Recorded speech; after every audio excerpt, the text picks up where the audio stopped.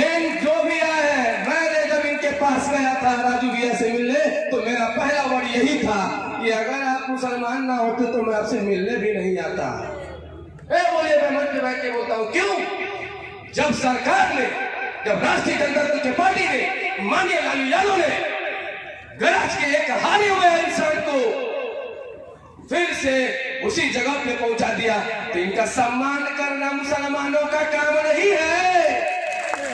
BJP वाले सम्मान करेंगे इनका, कौन करेगा? कभी कभी ऐसा वक्त भी आता है कि आपको चुप होकर सब कुछ सहना पड़ता है। यह चीज आपको जानकारी होनी चाहिए कि अल्पसंख्यक समाज सेवा में क्या स्थिति है। मैं आज आपको खोल के बताता हूं इस मंच के माध्यम से कि जब बरड़िया में चुनाव था, उस वक्त अल्पसंख्यक बहुत बुरा पोजीशन में था। एक तरफ जो माननीय जो चुनाव लड़के जीते, वो पहले किस पार्टी में थे? उनको सोचिए, वो बीजेपी से पार्टी में थे, फिर वो अपने पार्टी में आए, फिर उन्होंने चुनाव जीता। और मुसलमानों का क्या स्थिति था? कभी उनके साथ थे, कभी उनके साथ। अल्पसंख्यक समाज में पूरे हिंदुस्तान में बीजेपी पूरी टारगेट कर रही है कि मुसलमान खराब है। अगर मुसलमान खराब है तो हमारी शादियां बेहद क्या खराब लग रही है आपको? हवा में उड़ने वाली ये हिजाब है। ये हिजाब कहता है कि हम मुसलमान हिजाब भी बांधेंगे तो भी हवा में उड़ेंगे।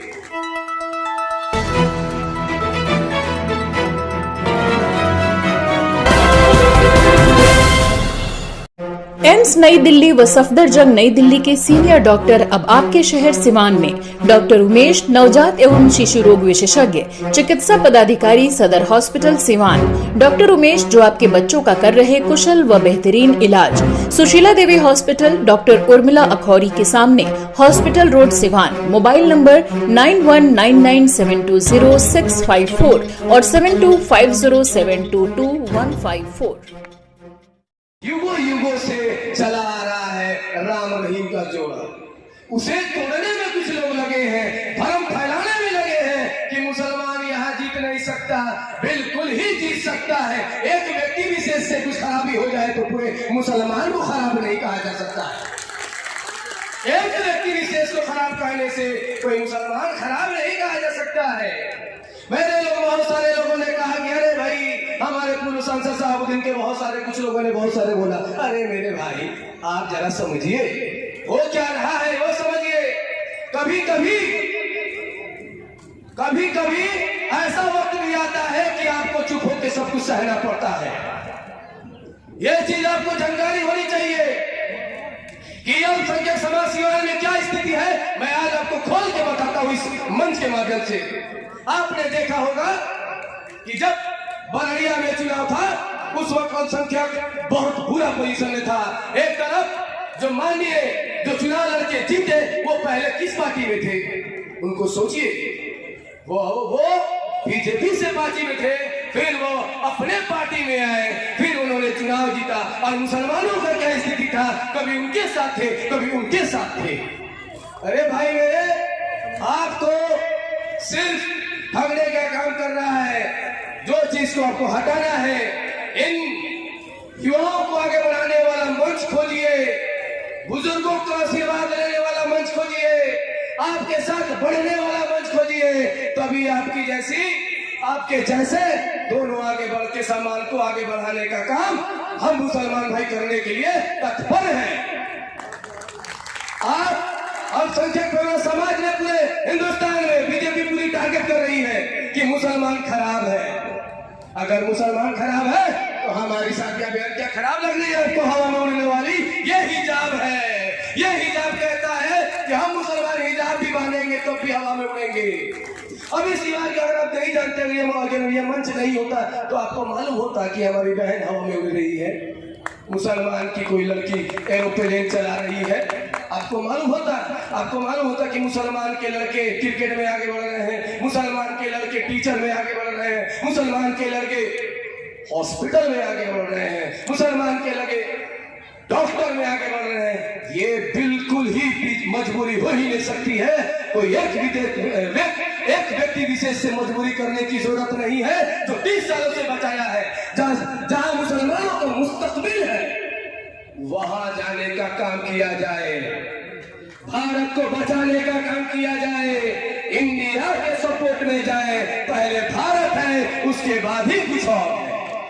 पूरे हिंदुस्तान के मुसलमान एक प्लेटफॉर्म पे खड़े हैं और सब चिल्ला चिल्ला के कर रहे हैं कि भारत बचाओ, बीजेपी को भगाओ। और मैंने कहा एक नेता से, उन्होंने कहा भाई आप मुसलमानों से कहिए कि बीजेपी को वोट, उनके खिलाफ वोट देंगे। मैंने कहा यार योगी युग से तो मुसलमान बीजेपी के खिलाफ ही है, लेकिन आप अपने कौम को संभालिए ना, आप अपने कौम को समझाइए ना। वो बहक जाते हैं, हम मुसलमान तो जहां थे वहां है और वहीं रहेंगे, क्योंकि हम मुसलमान सिकरवादी से ज्यादा मोहम्मदवादी है। और मोहम्मदवादी यही बोलते हैं जो मोहम्मद सल्लल्लाहु अलैहि वसल्लम का पैगाम पहुंचाने वाले को बोलते हैं। और मोहम्मद सल्लल्लाहु अलैहि वसल्लम का पैगाम क्या था? लड़ाई कीजिए, झगड़ा कीजिए, दूसरे से मारपीट कीजिए, बिल्कुल ही नहीं। सबसे पहले मोहम्मद सल्लल्लाहु अलैहि वसल्लम ने कहा था कि सब्र कीजिए और सबका साथ दीजिए। और इस्लाम कहता है जहां पे इंसाफ है वहीं पर इस्लाम है। ये जो भी आए, मैंने जब इनके पास गया था राजू भैया से मिलने, तो मेरा पहला वर्ड यही था कि अगर आप मुसलमान ना होते तो मैं आपसे मिलने भी नहीं आता। बोलिए, मैं मन में बैठ के बोलता हूं क्यों?